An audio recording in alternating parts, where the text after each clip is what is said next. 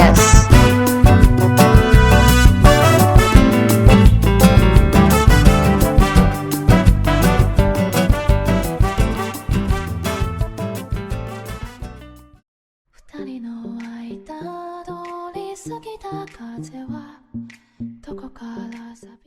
Oi pessoal, tudo bem? Aqui quem fala é Mauro.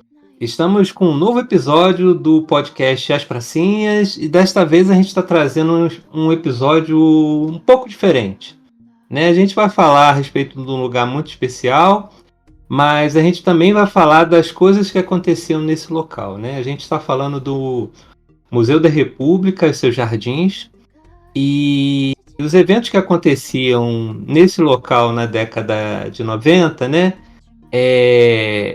É o que é o foco desse nosso programa, né? Para quem não conhece, né, o Museu da República já foi a sede do governo federal, né? E onde o Getúlio Vargas ele acabou se suicidando, né, em função dos acontecimentos da época. Mas bom, isso a gente vai falar ao longo do podcast também, né? Mas para essa conversa eu trouxe dois amigos, né, que frequentavam o local comigo na época, né, e também participavam do evento. E para a gente ter uma conversa, né, a respeito desse local e a respeito dos eventos, né, como é que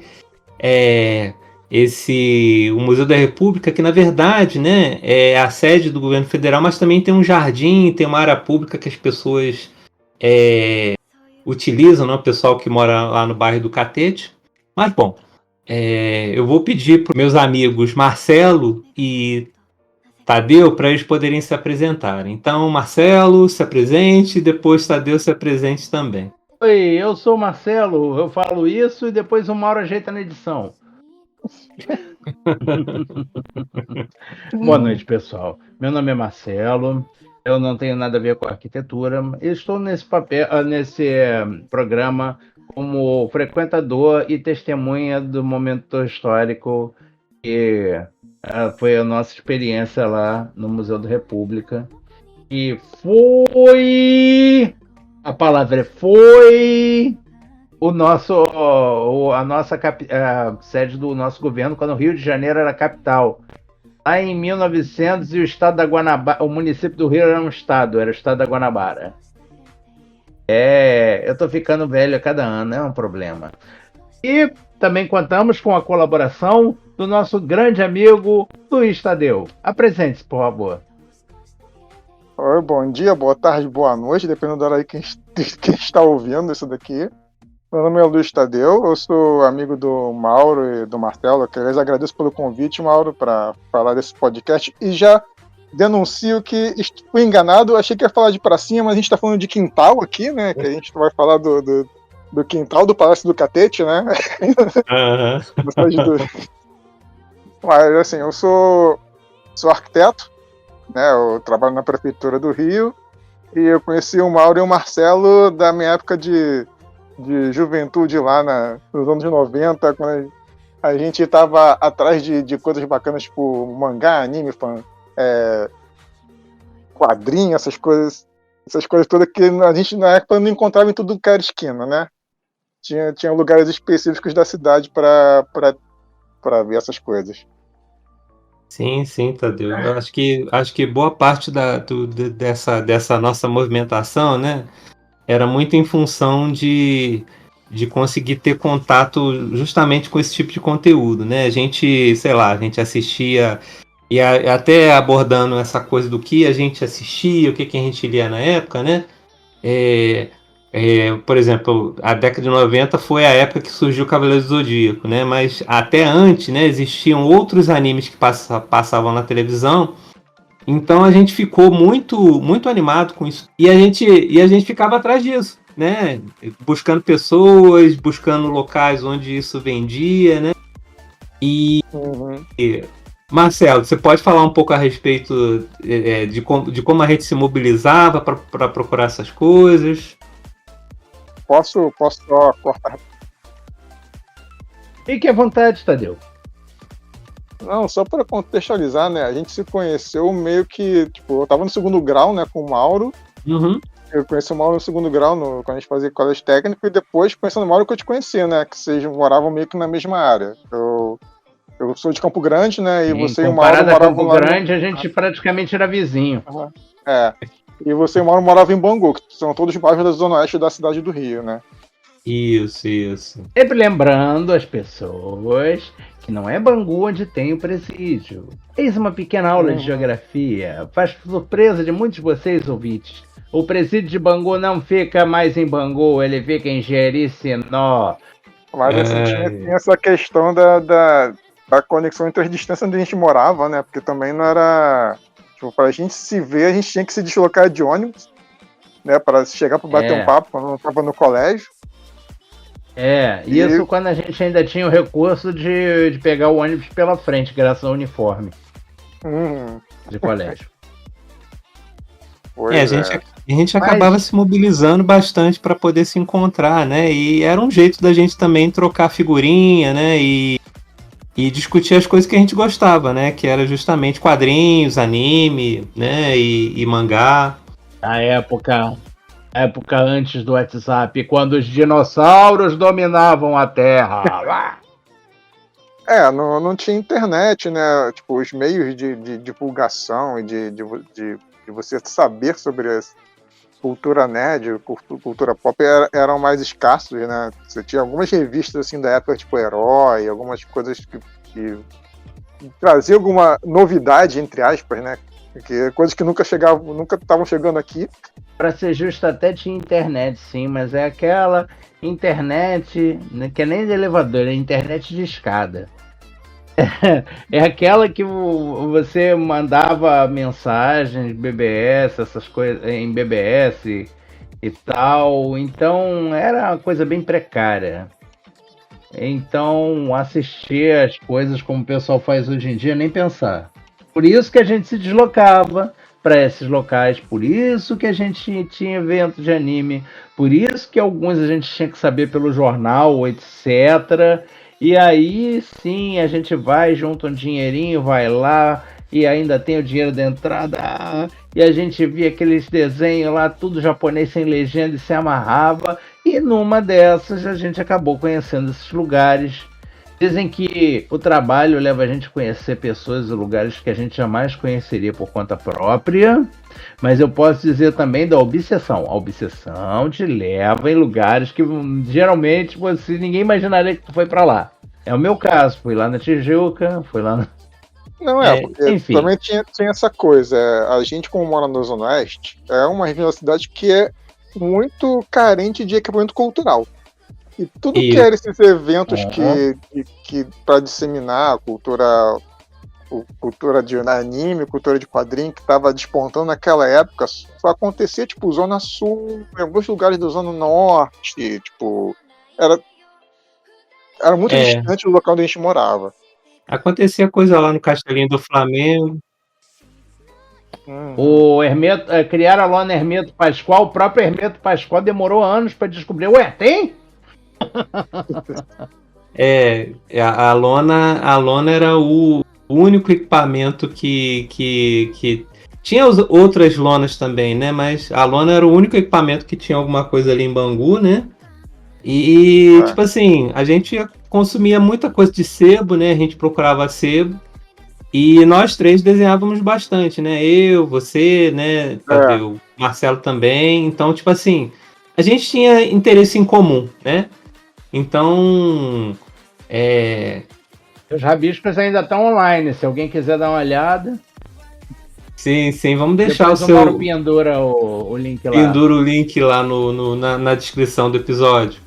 Mas eu conheci uma colega na época, e o nome dela era Patrícia, em função desse movimento de desenhar, e a gente fazia também muito fanzine, né?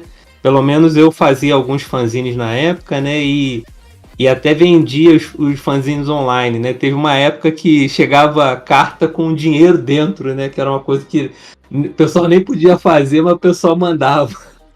Porque eu acho que eu consegui fazer com que um fanzine meu fosse divulgado numa revista dessas de anime, né?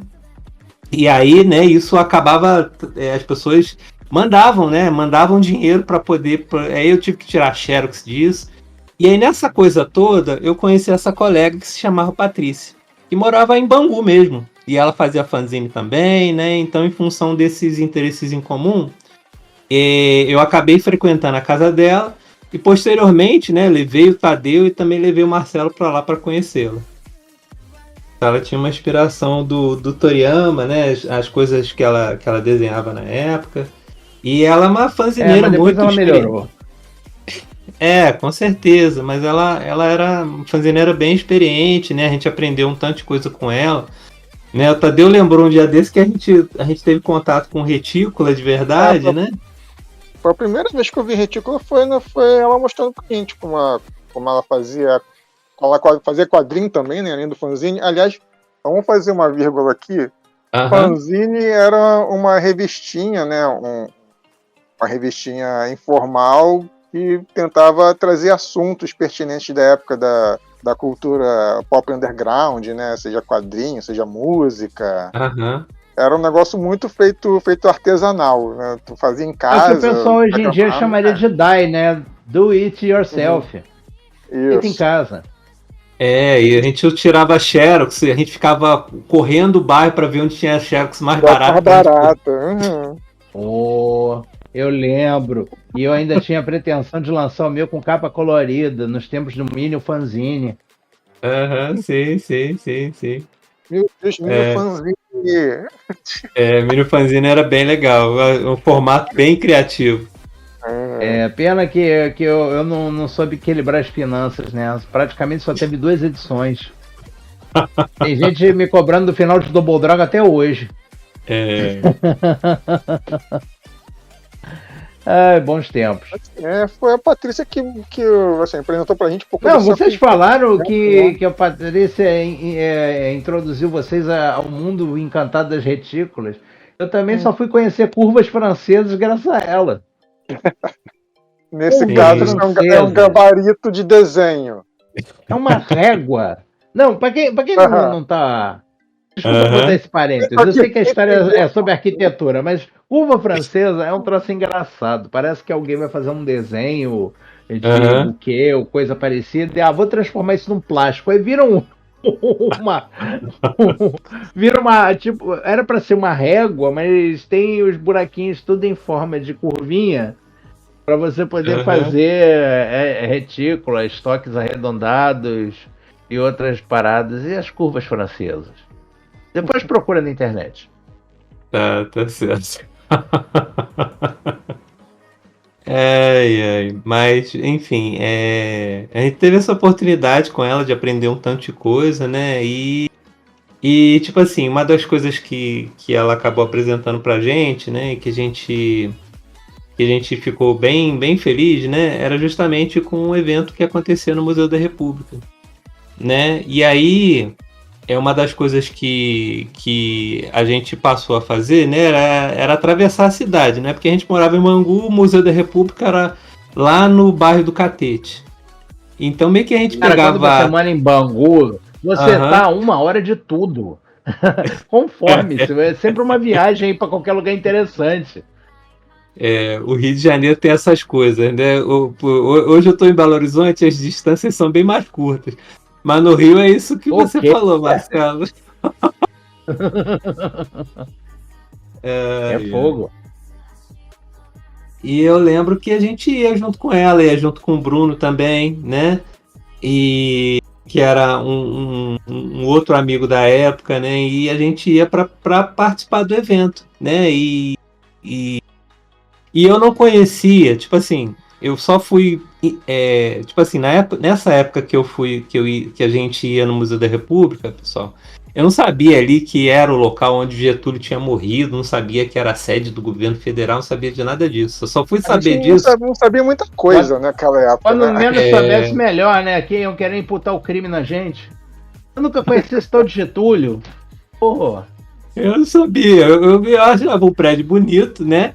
E eu só fui saber disso depois com a minha esposa Luciana, porque aí ela falou, Mauro, isso daqui é a sede do governo federal, o Getúlio morreu aí, né? Ah, tá bom.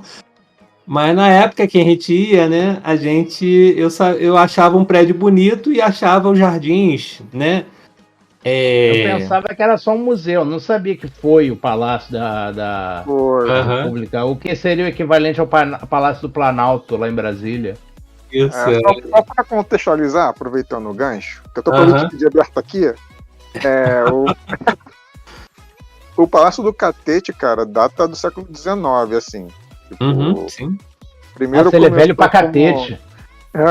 Começou com uma mansão lá para um casarão lá do oligarca do café.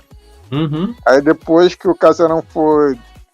Isso começou antes, na época do Império ainda. Aí com a República, aquele casarão acabou que a família morreu, né? Desinteressou e com o tempo aquilo foi passado por a União, por o governo federal.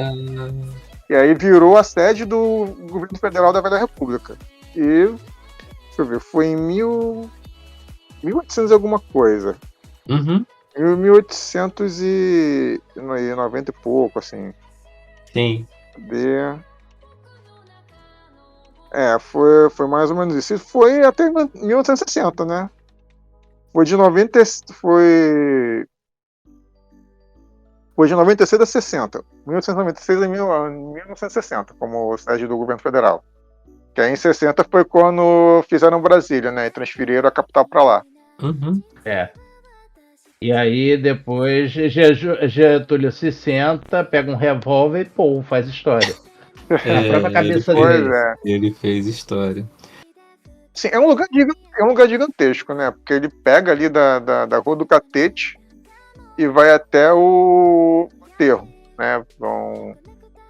E só para contextualizar, na época não tinha aterro do Flamengo, né? O aterro do Flamengo também foi uma invenção do século XX. Meu pai conta essa história. Eles dava pra praia. Todinho lá do Morro do Castelo, todinho pra fazer... Então, o fundo do jardim já tava ali perto da praia? É isso? E pelo que eu li, tinha até um pierzinho ali, né? Para embarcação. Que doido.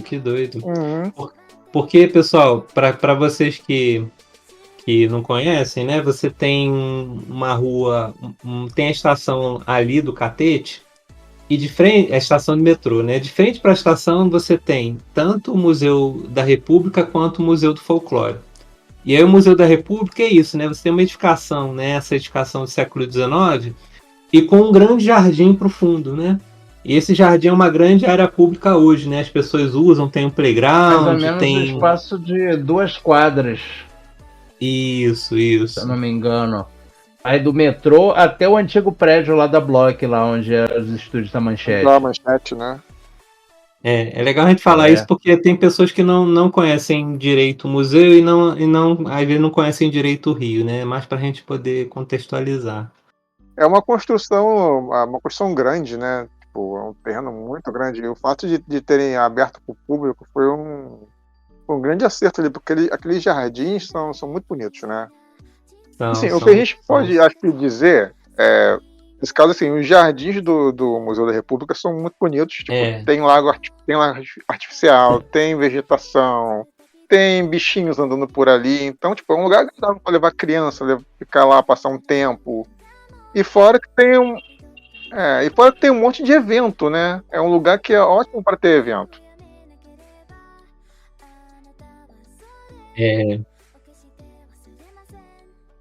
E ele é bem localizado, né? Porque você pode ter o evento ali, mas você tem todo um bairro, tem todo o bairro do Catete ali com comércio. Então você pode ir no evento, você pode também comprar alguma coisa fora, você pode almoçar fora, né? Ele acaba sendo um local muito bem localizado dentro do bairro. Porque até uma coisa que... Tirando a questão que os preços lá são chatinhos. Ele está localizado numa área, nobre, né? Uma área mais nobre, né? Mas é até uma coisa que eu estava conversando com o Tadeu, é que os eventos hoje os eventos de anime ou os eventos pop que acontecem tanto no Rio quanto em São Paulo, eles tendem a acontecer em lugares muito afastados, tipo na Barra da Tijuca, em São Paulo é no meio daquelas avenidas lá que... E sempre nesses mega galpões que você vai e não tem nada no entorno.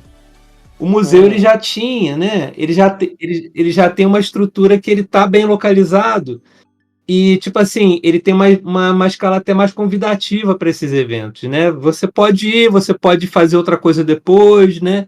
Já nesses grandes eventos, você meio que vai pro evento, você vai só pro evento, não tem o que você fazer mais, entendeu? Então, É aquela cabaninha lá imitando Casa de Pedra. O pessoal se tocava lá para namorar. Tem tipo uma caverninha. Tem tipo uma Na caverninha lá verdade, eu dentro. tinha esquecido da caverninha. Tem uma caverninha lá, eu adoro aquilo ali. Não. De vez em quando o guarda tinha que ver se o pessoal ainda tava de roupa ali. Ó, tem que se comportar. Caraca. Como é que vocês faziam para chegar lá na época? No museu, a gente ia de trem e depois pegava o metrô, não era? Vocês pegavam o metrô? Olha, eu não pegava o metrô, não. Ou menos. Mais ou menos. Como geralmente os eventos eram no domingo, eu pegava 2 ônibus. Um de Bangu até a cidade e de lá eu pegava o 422 até o Catete. Eu lembro de fazer um esquema parecido também, porque onde eu morava em Campo Grande, era mais perto eu pegar o ônibus para ir para Central do que pegar o trem. E o ônibus me deixava mais perto. Eu também. Porque naquela época o trem era mais incerto, ainda mais no domingo, né? Corria o risco de só chegar o trem no fim do evento. Pois é. O trem no domingo é muito incerto, né? Demora muito no Rio. Durante a semana ele também tinha as incertezas, né? Uma das poucas coisas que eu tenho que dar o braço a torcer que melhorou quando privatizou, mas essa diferença foi logo se diluindo. Hoje em dia o trem tá mais caro que o metrô. Mas no início, né, eles queriam mostrar serviço, tinha até aqueles vagões temáticos, né? Por exemplo, o da Coca-Cola era o único que tinha ar-condicionado.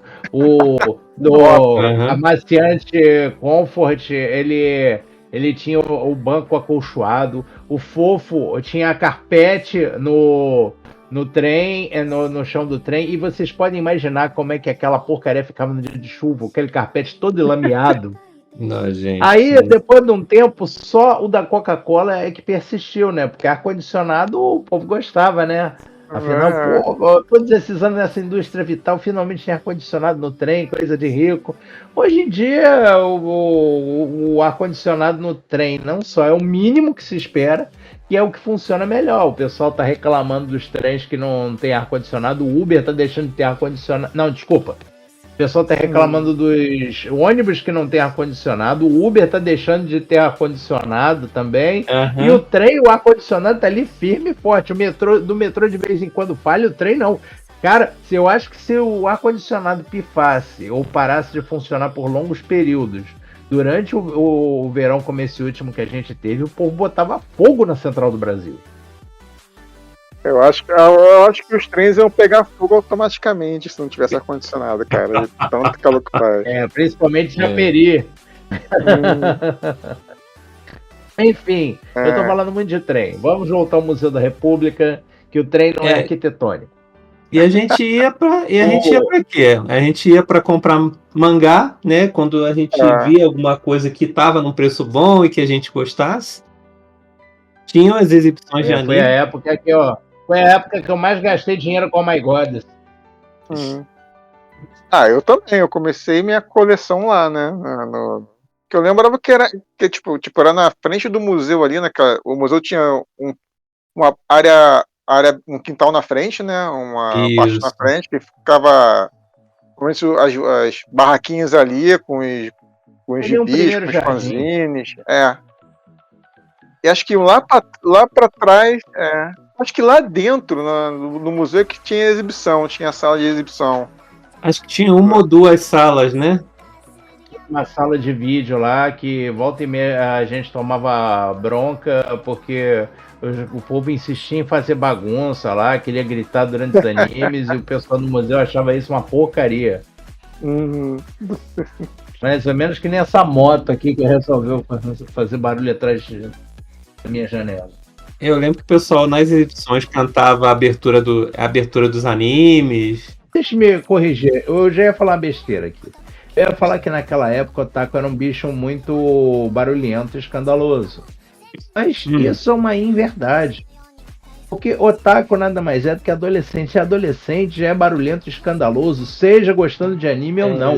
Você só muda o tema. Eles são bagunceiros e escandalosos em qualquer lugar. Bobear até na escola militar. Mas, claro, desde que o sargento não esteja olhando. Eu lembro que o pessoal era um espaço também para o pessoal se reunir, né? Porque, tipo assim, eram pessoas que gostavam das mesmas coisas e era um momento para as pessoas poderem interagir uma com as outras, né? Naquela época. Tinha aquele quiosque de lanche lá com aquela raspadinha de gelo cara pra caramba. Eu acho que na falta de coisa melhor a gente comia ali mesmo. Não tinha só o espaço de anime, não. Também tinha algumas exposições ali, ou coisa parecida, mas o pessoal nem queria saber, né? Só queria usar as escadas para ficar sentado. E também, quando tinha algum evento assim, que o pessoal fazia alguma coisa externa ali no museu, e eu caí na infelicidade de, eu vou ajudar na barraca aqui, e ficar vendendo o pessoal que já estava de saco cheio de ficar sentado, ou ajudar a vender alguma revista e etc. Teve um caso lá, dois episódios engraçados. Primeiro, o pessoal tava fazendo uma algazarra danada e um colega nosso lá, fanzineiro lá de Alcântara, cara, eu esqueci o nome dele. Ele era boa gente. Ele naquela foto que a gente tirou com a Patrícia e tudo mais. Era o Fábio. Não vou lembrar do Fábio. Fábio, isso, E aí ele tava falando, sabe por que as pessoas estão agitadas? Isso aqui é porque lá no Lago Ness tem o monstro de Loch Ness. E aqui tem outro ser místico nessa lagoa. Aqui está Dormiron, o dinossauro mágico que dorme nas profundezas do lago no Museu da República, só esperando o dia que ele virá acabar com o pessoal. E aí as pessoas estão assim histéricas pela presença da aura de Dormiron. Claro, por que tu não põe isso numa história? Não, eu tô pensando nisso, tô aqui gastando a história contigo para ver se fica maneiro depois pra botar no papel. Às vezes fica melhor quando a gente fala em dois altos. Aí virou a piada da tarde, né? Dormiron faz isso, Dormiron faz aquilo. E aí eu acho que foi naquele mesmo dia que o cara tava pau da vida com a máquina de refrigerante e engoliu lá a ficha da namorada, o dinheiro lá, e não conseguiu refrigerante nenhum. Aí, como não conseguia reclamar com o guarda ou sei lá o quê, sabe esses caras tipo bad boy, boyzinho de academia, fortinho, papapá. Aí pronto, ele não se conformou e ele virou a máquina de refrigerante e aquele estrondo de repente eu chamo, bom! Ai, gente. Aí pronto, né? A gente tomou um suco, o pessoal ficou olhando o que aconteceu. O cara e a namorada se mandaram rapidinho, senão os guardas iam querer que eles pagassem o estrago. E aí pronto, a história de Dormiron ganhou mais força ainda. Viu? A insanidade está se instaurando. Tudo influência de Dormiron. O nome dele, Marcelo, era Fábio Lira. Ele fez um quadrinho chamado Menino Infinito, né? Depois, se vocês puderem buscar, né? Ele Menino tem uma Infinito, mas o quadrinho acabou, né? Ele acabou. Acho que ele fez algumas edições, né? Mas eu lembro dele, sim. Lembro do Fábio, né? Foi uma época maneira da nossa vida, né? A gente tentar escrever como se fosse gente grande.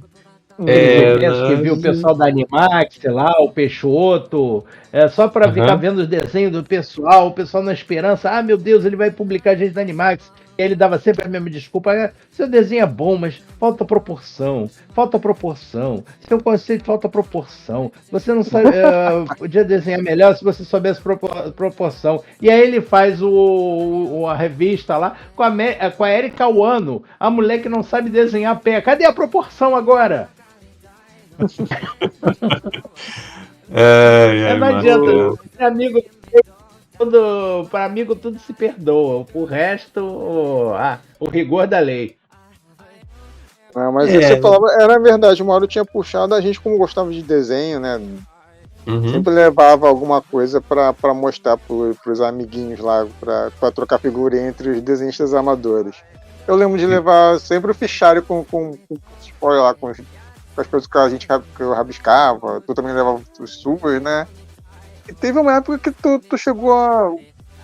Mauro, tu chegou a fazer um Puro Silêncio, né? Ainda foi nessa época já, Isso, foi nessa época. Isso, foi nessa época. Eu vendia na época, eu lembro que, tipo assim, a gente tinha muita vontade de fazer essas coisas, e a gente. É que nem o Tadeu falou, eu andava com fichário, que nem o Tadeu, né? Eu andava com fichário pra cima e pra baixo pra mostrar meus desenhos. Eu andava com bloco de notas, se tivesse alguma ideia, vai pro bloco. Pois é, mas a gente sempre tava desenhando bastante e sempre. E tipo assim, eu acho que o museu, né? E também essa época que a gente andava muito com a Patrícia, né? E a gente andava junto entre nós mesmos, né? Era bem bacana, porque a gente, de alguma forma, né? A gente compartilhava uma coisa que a gente gostava entre a gente. E isso se estendia para a gente continuar construindo esse gosto, né? De tanto de assistir anime, de tanto jogar os jogos que a gente jogava, né? A gente também jogava bastante. Os vídeos que a gente tentava arrumar, por exemplo, Marcelo, na época você tinha um cara que trazia uns VHS aí irado para poder negociar, entendeu? Nem me lembro. Era a época que a gente estava viciado em Eurocensura.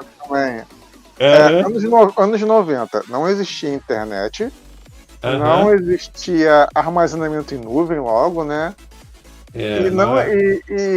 Tipo... Foi depois do período Jurássico, eu não vi um pterodátilo. Era tudo mato. Tudo mato. Tu tinha uns artefatos antigos chamados fita VHS, que era uma fita magnética que você botava no aparelho chamado videocassete, que ligava na televisão, sabe? Sabe aquela coisa que fica na parede da tua casa aí pegando poeira? Então, tinha uma outra coisa, ficava ligada nela pra tu ver as coisas. Vocês jovens que só conhecem PlayStation 5, peguem o jogo Robocop Rogue City, que lá eles usam fita de videocassete lá. Alta tecnologia, criando ciborgues e inteligências artificiais, e eles têm que usar fita de videocassete ainda. Até o CD novidade ali. Assim, ali mostra o pessoal usando. Numa época que se você quisesse trocar material, conhecer coisa nova, tu tinha que compartilhar coisas fisicamente entre as pessoas e se deslocar pra cacete. Meu Deus do céu, como a gente se deslocava pra... E ser rico em alguns casos, né? Porque tinha que ter 2 aparelhos de videocassete pra copiar o que você queria manter. Eu lembro que eu levava o meu videocassete pra casa do Alex pra poder fazer cópia das coisas. Sim. E eu lembro também, Marcelo, que a gente fazia vaquinha, acho que pelo menos umas 3 pessoas, pra poder alugar, porque o sujeito, eu não lembro o nome do cara, mas tinha um sujeito que ele conseguia umas fitas de anime do Japão, sem legenda, sem nada, de uns animes que a gente não sabia direito o que era. E a gente ia lá e pagava pro cara pra ficar 1-2 dias com as fitas pra poder assistir. Nesse 1-2 dias, o que a gente fazia? A gente fazia esse rolo aí dos 2 videocassetes, entendeu? Era a locadora pirata, né? Não, sabe aquele filme do Jack Black? Rebobine, por favor? Sim. Eles têm um termo pra isso em inglês. Eles davam uma suecada na fita. Por que suecada? Porque eles atribuíam essas cópias pirata aos suecos que copiavam os filmes originais e diziam que era original, mas era tudo cópia. Então, o hábito de copiar virou suecagem. Aí o filme do Rebobine, por favor, é todo em cima disso. Ele fez uma besteira lá com um imã e desmagnetizou todas as fitas da locadora que ele estava tomando conta. Aí, antes do dono descobrir, eles pegaram uma filmadora emprestada E aí eles fizeram a versão deles dos filmes para ir botando no lugar dos filmes que estragaram. Só que eles estavam fazendo de memória, porque eles não lembravam exatamente dos filmes. E aí foi fazendo sucesso na vizinhança, porque virou tudo comédia. O Robocop era feito de sucata, os caça-fantasmas não sabiam cantar o próprio tema da música, e por aí vai. Ai. Foi uma época boa, gente. Apesar da dificuldade, né? A gente viu muita coisa boa, né? A gente viu muita coisa. E a gente já fez muita besteira também. Antigamente era mais difícil conseguir as coisas. Tipo, hoje em dia, quer dizer, a gente já tá barbado, já tem como prover algumas coisas. Eu botei matagal da minha cara no início da semana. Porque eu falo assim, o acesso a essas coisas agora é muito mais fácil. Porque a coisa que acontecia no Museu da República, né, os jardins e o evento que acontecia lá, além de, tipo assim, as pessoas não tinham muito como acessar aos animes com facilidade. Então o evento, ele servia também, por exemplo, o pessoal queria ver Evangelion.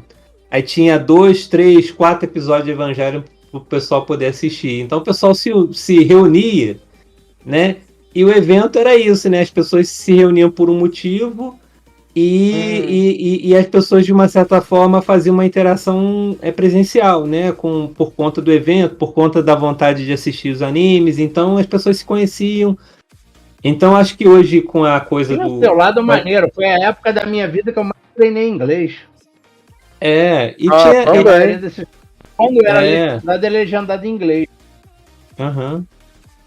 E hoje as coisas estando online, né, e digitalizadas, né, para acesso, esses eventos eles não são tão mais eles foram perdendo a força, né? Ainda mais que depois começou a ter aquela onda dos mega eventos concentrados, igual você falou, né? O Anime Friends, daí essas coisas começaram a ficar cada vez mais concentradas em grandes espaços. Isso. Eu tive uma percepção diferente. Então, fala aí. Na minha percepção, o que matou mesmo esses eventos, como a gente conhecia lá no Museu da República, foi que a internet passou a ficar mais rápida. O pessoal já estava baixando episódios inteiros de anime em, pasme, RMVB. Nossa senhora, agora eu posso ver em casa. Pra que eu vou pegar 2 ônibus se eu posso deixar a noite toda baixando o anime que eu quero? Uau, que beleza. Olha só, tá quase acabando. Uau. Mas é bem isso e mesmo, aí pronto, né? Aí pra diante a velocidade foi aumentando, a qualidade foi aumentando. Agora tem os serviços de locadora virtual de anime, que é o Crunchyroll. Você assina para ter acesso a milhares de animes, sem se preocupar se esse aqui fulano já levou. Não, todos os acessos ao mesmo tempo. E aí você pode ver, maratonar, ficar enjoado, não querer ver mais, falar que é coisa de criança, papapá, e aí quando ninguém tá olhando, você põe lá de novo pra ver, de novo. E tudo legendado em português agora, nossa. Até dublado. Nossa, eu tô muito surpreso. Tem anime que dá a impressão de que já tá saindo dublado. Nossa. Realmente, o acesso imediato às coisas meio que foi matando esses eventos, mas mesmo que na época em que a internet estava migrando para uma banda larga decente, a galera já, o foco já tava em outro, né? Tu já tinha uma coisa mais... Tu ia mais pra comprar action figures, né? Comprar bonequinho, ver... Virou um grande feirão de vender coisinhas, né? Isso. O evento, ele mudou, né? Ele ganhou uma outra escala. Quando inaugurou o YouTube, o pessoal passou a assistir vídeos online. Não que eu não assistisse sem anúncios online, né? Mas eu assistia vídeo sem anúncio. Sem anúncio e sem progresso, porque o vídeo ficava passando, aí à medida que ia carregar, que o cara continuava falando. Tem até aquele quadro do Charge, tinha aquele quadro do Charge.com do candidato, qual era? O nulo O branco nulo, o branco nulo, o candidato da internet, o candidato, se você votar em mim, eu vou roubar. Aí dava aquela pausa, o sinal de que estava carregando, e aí continuava. Os seus corações com as minhas propostas. Tem também o Sesc Tijuca. Vocês chegaram a me acompanhar alguma vez lá? Ah, eu cheguei aí no Sesc da Tijuca. Cheguei. O Tijuca não, mas eu lembro de Engenho de Dentro. Que aí Também foi. Também foi. Ah, Engenho de Dentro. Engenho de Dentro, sim. A gente viu, se não me engano... que eu conheci Darkstalkers. Sim, Darkstalkers e o Yu Hakusho, o movie. Pois é. Muito bom. Sim. Muito bom. O anime já tinha passado. O anime já tava passando na...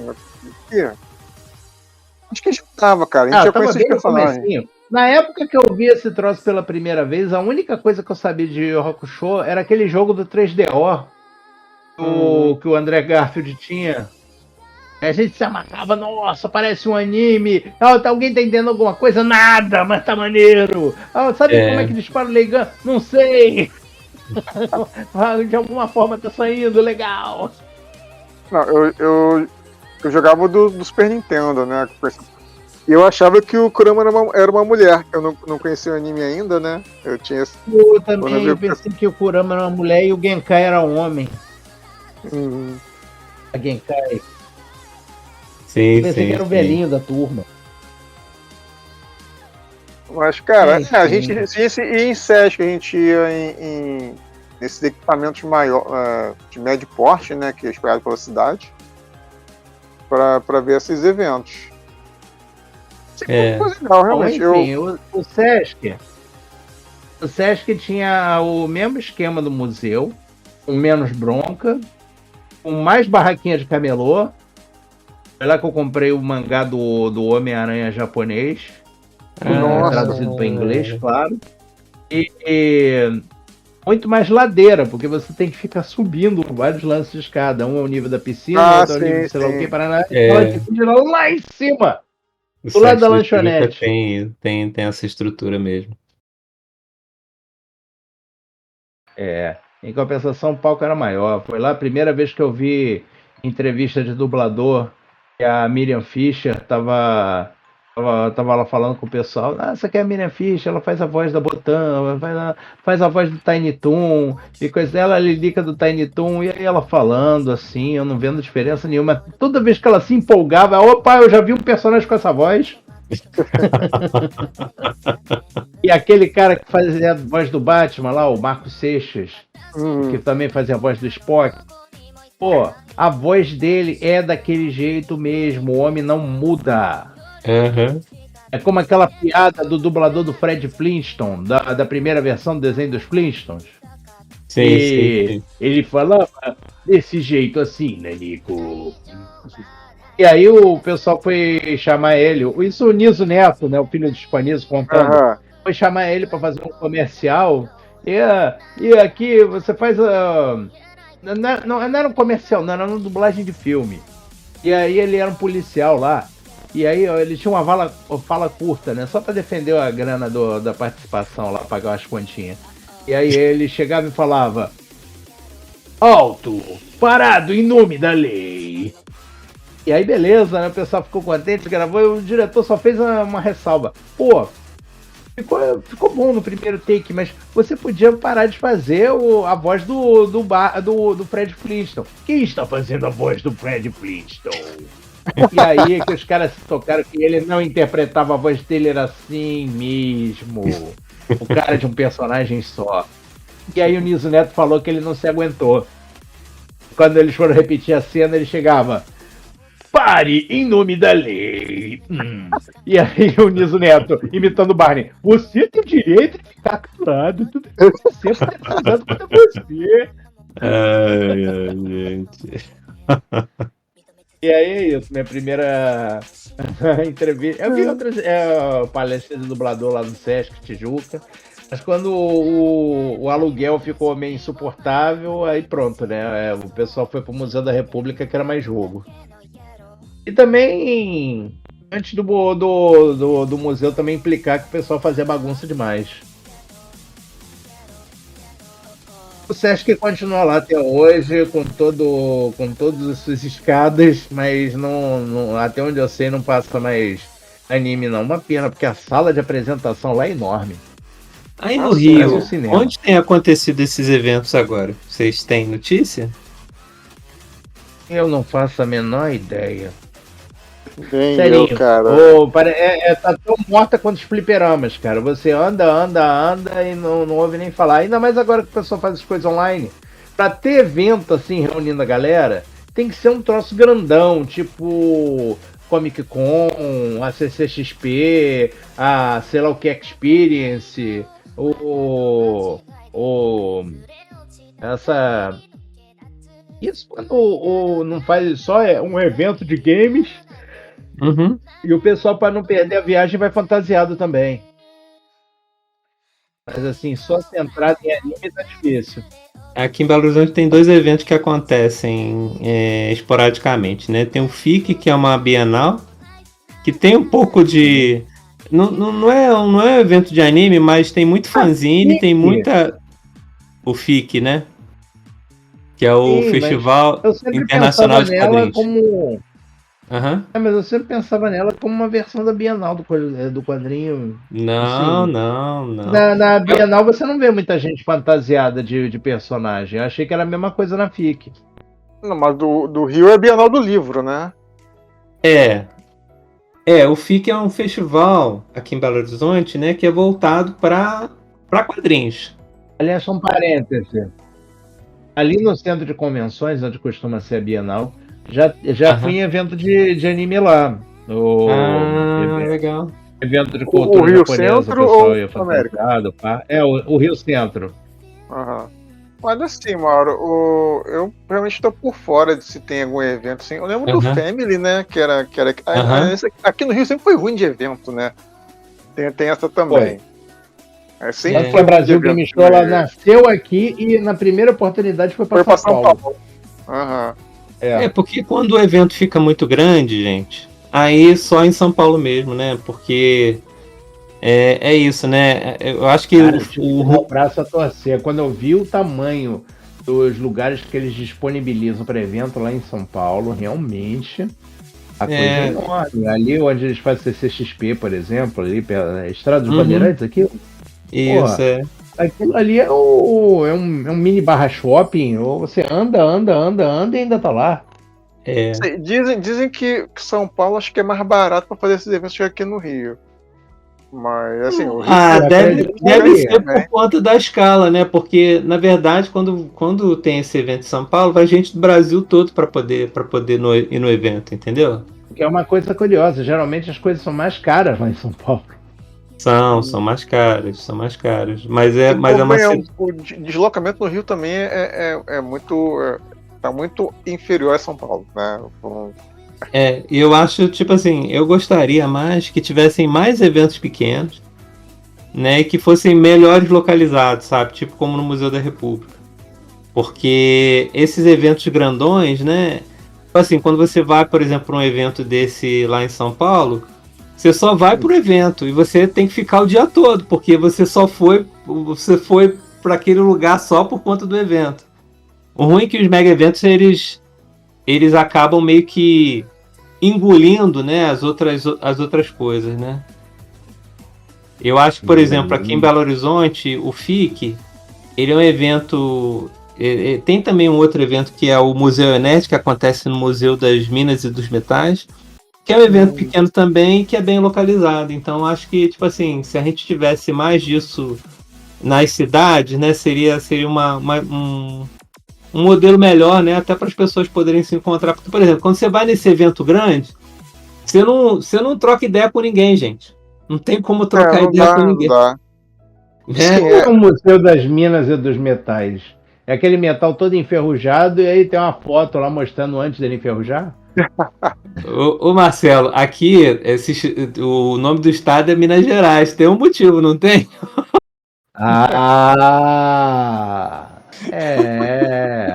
E eu que pensava que eu... pra você que pensa que Minas só tem pão de queijo, é uma coisa a se pensar. Não. Tem vários museus com um monte de pedra, metal, pedras preciosas.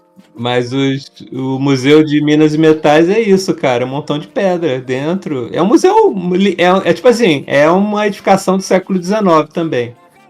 Mas é isso, né? É um museu que ele acomoda eventos assim também, né? Além de ter outras exposições. Mas é uma estrutura mais parecida. E, tipo, por exemplo, em frente a esse museu tem a Praça da Liberdade. Então, né, é um museu que dialoga com esse espaço público também, né? Então, é bem legal. Eu concordo contigo, cara. Acho que podia voltar esse movimento de ter pequenos eventos espalhados na cidade. Aqui no Rio agora, o que não falta é equipamento cultural, né? Quer dizer, ainda tem pouco em relação ao tamanho da cidade, mas aumentou bastante. Tem as lonas, tem as naves do conhecimento também. Tem um monte de equipamentos pequenos na cidade que podem ser aproveitados. Pô, aqui em Bangu já teve evento de mangá e anime no... É mesmo? Mangá, anime, games na lona cultural. Hermeto Pascoal. E foi muito engraçado. Que doido, Marcelo. E foi muito engraçado porque quando acabou o evento, esse pessoal foi todo pro shopping ainda com as fantasias. Eu me fiz. Eu fiquei mexendo com os cosplayers, foi muito maneiro. Tava só esperando aparecer um Scorpion, um Sub-Zero e um Reptile, só pra mandar aquele trocadilho da última vez.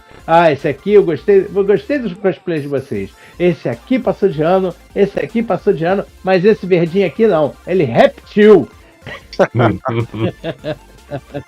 O cosplayer adora quando você reconhece a fantasia dele.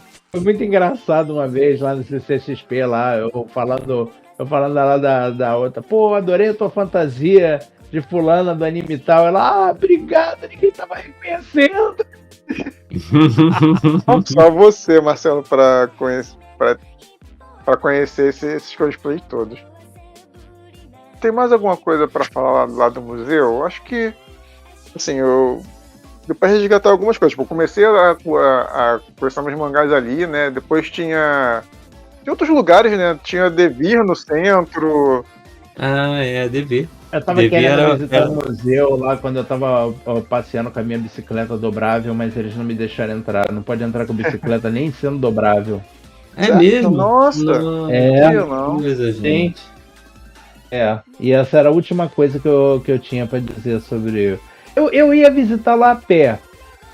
Numa hora que eu tava fazendo... Nos raros momentos que eu tava fazendo atendimento de rua, eu fui atender um lugar lá no Largo do Machado. Vou passar lá no museu. Mas quando eu vi aquela fila de velho para se vacinar da Covid, eu não vou arriscar não. Meu lado de casa ainda tá muito sensível, eu vou deixar pra lá. Deixa quieto, né? Eu tô na minha cabeça de um dia levar a Selena lá pra conhecer os jardins lá do... Tem um playground ótimo lá. Hein, Tadeu? Tem um playground ótimo lá no fundo. Eu já levei... tipo assim, geralmente quando eu, a Luciana e a Mel vamos pro Rio, cara, um dos lugares que a gente sempre retorna é lá no museu, sabe? Lá é bem... E a Luciana às vezes fica meio chateada porque a gente vai e ela quer entrar no museu mesmo, né? Na parte do museu mesmo. E às vezes não tá aberto. Por algum motivo. O jardim sempre tá aberto, né? Mas o museu não necessariamente. Mas esse por algum motivo rola direto, cara. Eu podia contar quantas vezes eu vi aquilo aberto nos dedos da mão do Lula, cara. E olha que tinha uma época que eu tava indo lá direto. Domingo sim, domingo não. Às vezes domingo sim, domingo sim. Eu nunca visitei o espaço do museu. O espaço eu já fui lá no espaço do museu.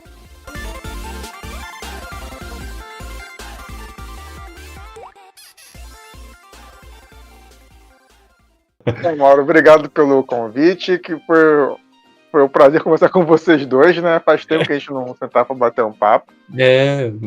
E revisitar, né? Eu tinha poucas lembranças dessa época do museu, conversando com vocês, depois lembrar mais coisas. E como eu falei, é um lugar que acho que eu agora quero levar minha filha pra conhecer. Tantos jardins e tentar conhecer o museu com ela.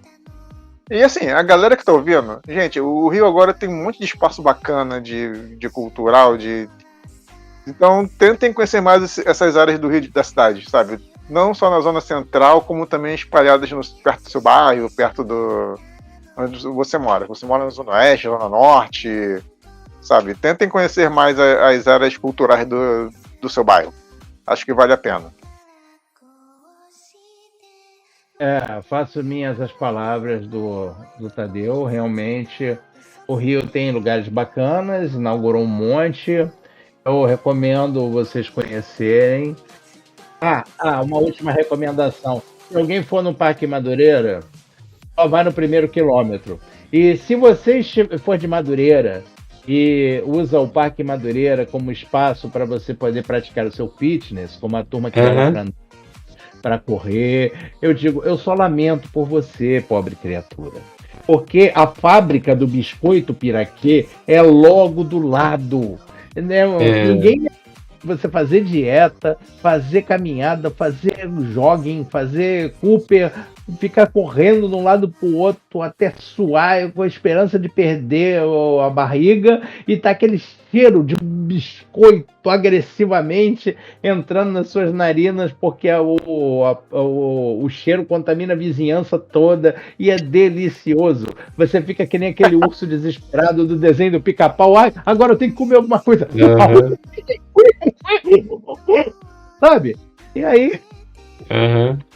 Tá certo. Aí tu atravessa a linha do trem e compra um caminhão de biscoito Piraquê. Compra o biscoito, né? Pô, gente, já tá ali do lado mesmo, já dá uma emendada. Vai que, né? Meu cardiologista não pode ouvir esse programa, não. Minha nutricionista também não. Mas, bom, pessoal,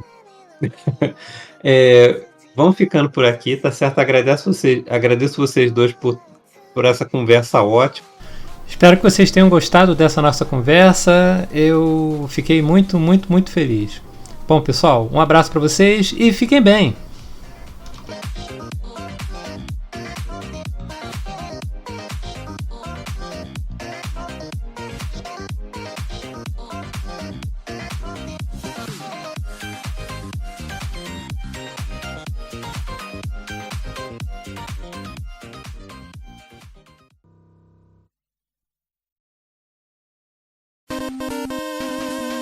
Editado por Mauro César.